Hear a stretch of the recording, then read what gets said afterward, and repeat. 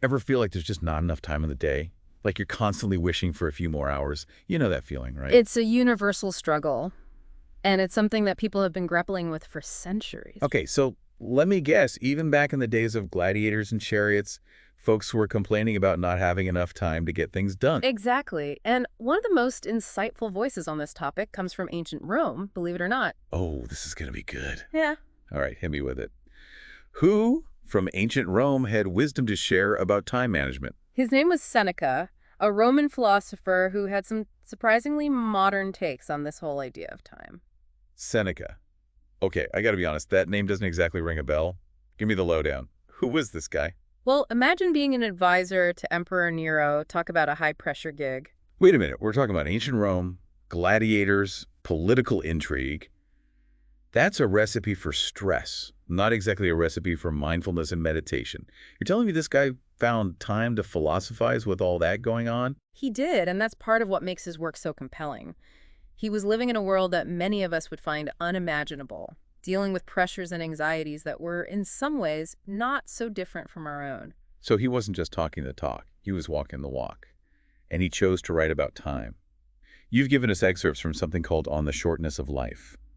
Why should we care what a Roman emperor's advisor thought about time 2,000 years later? Because his central argument is surprisingly relevant. It's not that we have too little time, it's that we squander what we have. He uses this really powerful analogy. He compares life to a container that's full of holes. You can pour in as much as you want, but it's never going to stay full. Okay, now I'm starting to see why you picked this for our deep dive today. So those holes he's talking about, those are the distractions, the obligations, all the things that suck up our time and energy without us even realizing it, right? Exactly. And what's really remarkable is how relatable his examples are. He talks about people obsessing over their appearance, chasing social status, worrying about things that are totally outside of their control. Does any of that sound familiar? It's almost comical how little has changed. We might not be agonizing over chariot races, but that feeling of always being busy, always rushing, never truly present, that's Seneca's container with holes, for sure. And I'm guessing he had some strong opinions on what he called busy people. He did. He has this incredibly insightful line. It's something like, "There is nothing that the busy man is less busy with than living." Essentially what he's saying is, if you don't make a conscious choice about how you're going to spend your time, it will be spent for you on obligations, on distractions, on the whims of other people. Wow, that's a real punch in the gut, isn't it? Yeah. He's basically saying we can be so busy that we forget to actually live. But how do we even begin to change that? How do we plug those holes? Yeah. Because I don't see myself giving up my smartphone or quitting my job to go live in a Roman bathhouse anytime soon. And Seneca wouldn't expect you to. He understood that we all have responsibilities, obligations, a life that we've built for ourselves. His point isn't about abandoning our lives, but about approaching how we live them with intentionality. So how do we bring that intentionality you're talking about into our lives?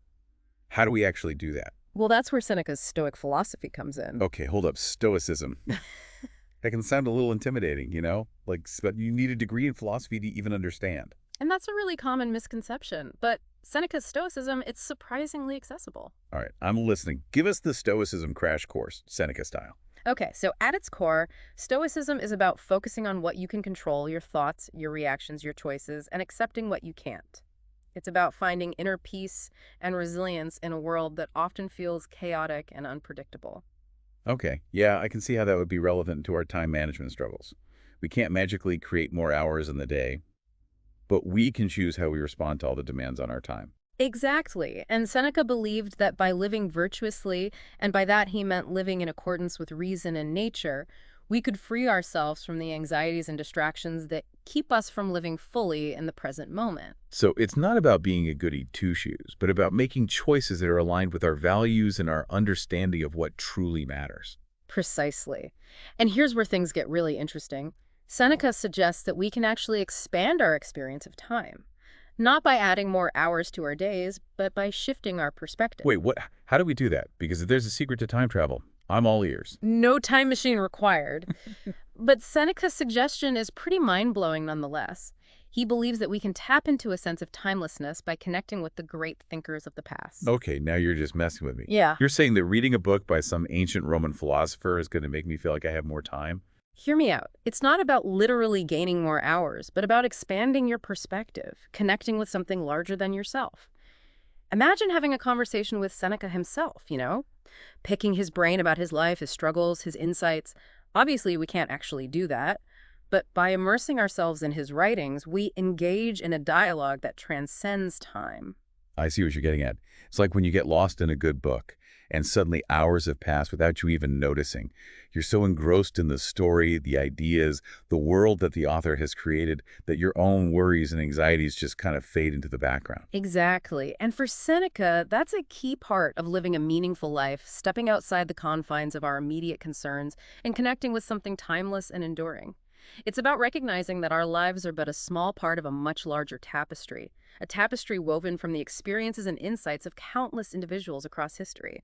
So instead of scrolling through social media or binge-watching the latest series, Seneca would suggest curling up with a volume of Marcus Aurelius's Meditations. Well, he might. But the point is not about ditching all modern pleasures and becoming some kind of hermit philosopher. It's about being intentional about how we spend our time, recognizing that activities like reading, reflecting, engaging with history, these can be incredibly enriching, and they can even provide a sense of timelessness that our always-on culture often denies us. So it's not about quantity, it's about quality. Exactly. It's about asking yourself, is this how I want to spend this precious hour, this precious day? And if the answer is no, then maybe it's time to put down the phone, close the laptop, and pick up a book, have a conversation, or simply allow yourself some quiet contemplation. That's a powerful message. But Yeah. I have to admit, it's a bit counterintuitive. Our culture is constantly telling us to do more, be more, achieve more.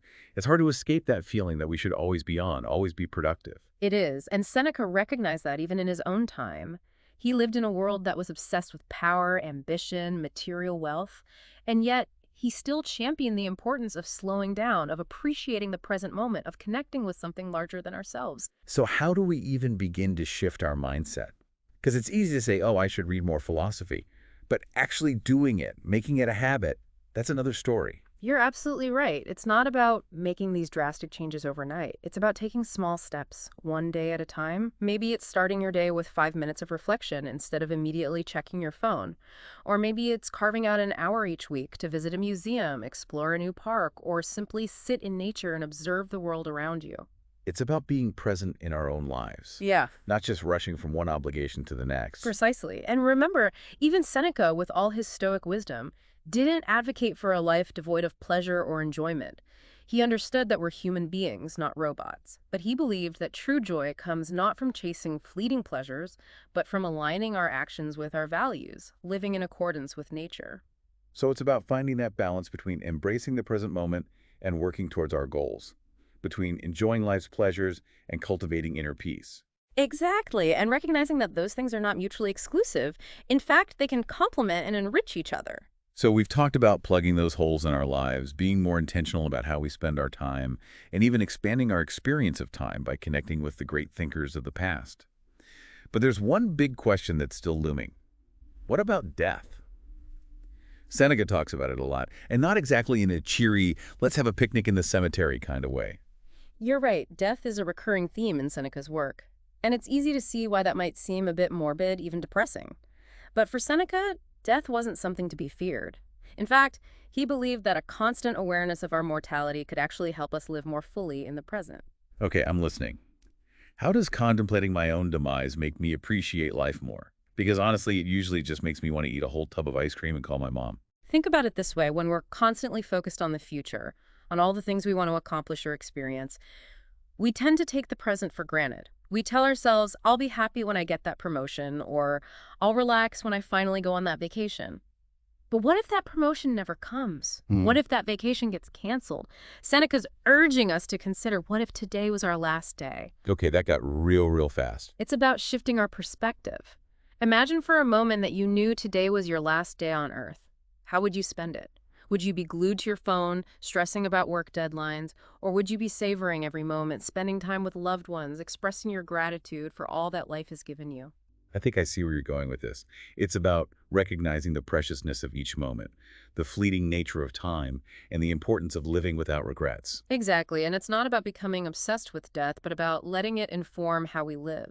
So how do we actually do that? Because, I gotta admit, the idea of constantly thinking about my own mortality doesn't exactly scream fun times. It's not about dwelling on death, but using it as a lens to clarify what truly matters in life, what activities make you feel most alive, what relationships bring you the most joy, what kind of legacy do you want to leave behind.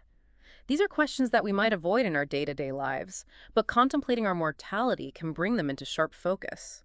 It's like that saying, you don't know what you've got till it's gone.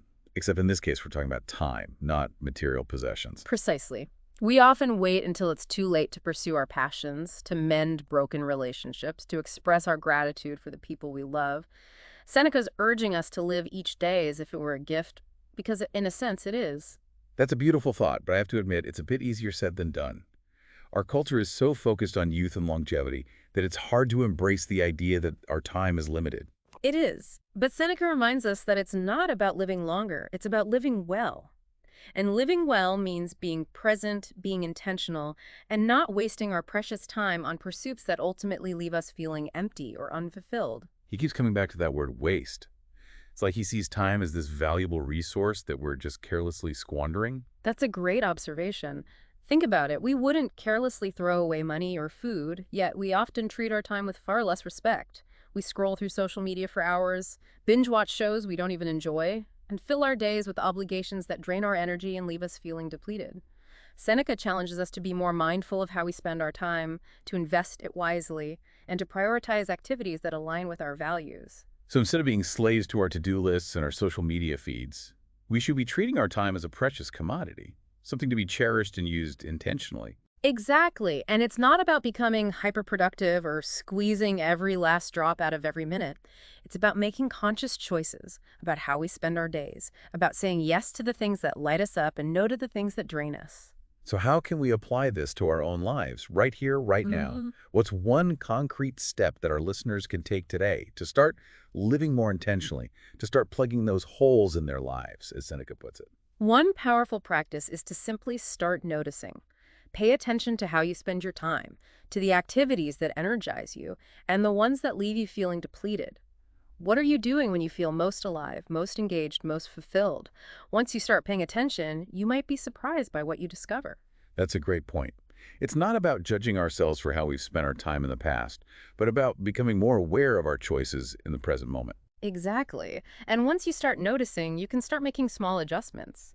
Maybe it's carving out 15 minutes each morning to meditate, read, or simply enjoy a cup of coffee in silence. Maybe it's setting boundaries around your work hours or social media use. Or maybe it's simply being more present in your interactions with loved ones, putting down your phone and really listening when they're talking. It's about being intentional, even in the smallest moments. Yes. And remember, it's a journey, not a destination. There's no need to strive for some unattainable ideal of Stoic perfection. The important thing is to keep moving in the right direction, one small step at a time. So to wrap things up, what's the one big takeaway you hope our listeners will walk away with from this deep dive into Seneca's wisdom? Time is our most precious resource. It's the one thing we can never get back. By embracing the present moment, by cultivating self-awareness, and by making intentional choices about how we spend our days, we can live more fully, more meaningfully, and more joyfully. That's a powerful message, and one that's just as relevant today as it was nearly 2,000 years ago when Seneca first wrote these words. So, dear listener, we encourage you to take Seneca's wisdom to heart. Pay attention to how you spend your time, cherish the moments you have, and live each day as if it were a gift. Thanks for joining us for this deep dive into the timeless wisdom of Seneca.